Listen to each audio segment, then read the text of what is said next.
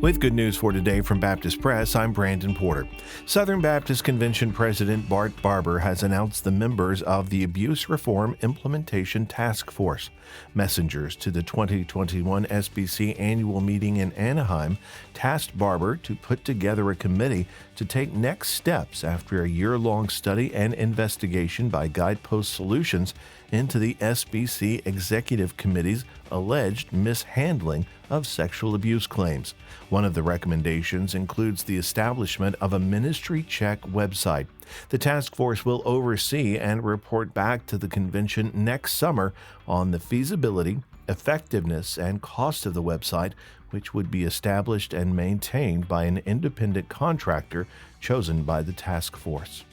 Ongoing attacks on pregnancy resource centers and other pro-life organizations have presented security challenges, but they've not thwarted continuing faith-based efforts to minister to women in need.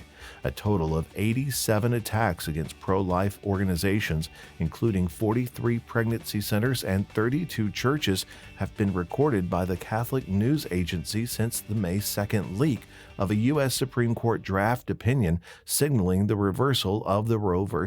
Wade decision. In recent attacks, 2 pregnancy resource centers in Minnesota and 2 churches in Kansas were vandalized on July 31st and August 2nd. The estimated 2,700 or more pregnancy resource centers in the U.S. generally provide pregnancy tests, counseling, pregnancy and parenting classes, and material assistance. Many provide ultrasound exams, and some offer healthcare services. Good News for Today is made possible through our friends at the Voice of the Martyrs, a nonprofit organization that serves persecuted Christians around the world. Founded in 1967 by Richard and Sabina Wurmbrand, VOM is dedicated to inspiring believers to deepen their commitment to Christ and to fulfill His Great Commission, no matter the cost. Find out more and sign up for their free monthly magazine at vom.org/good news.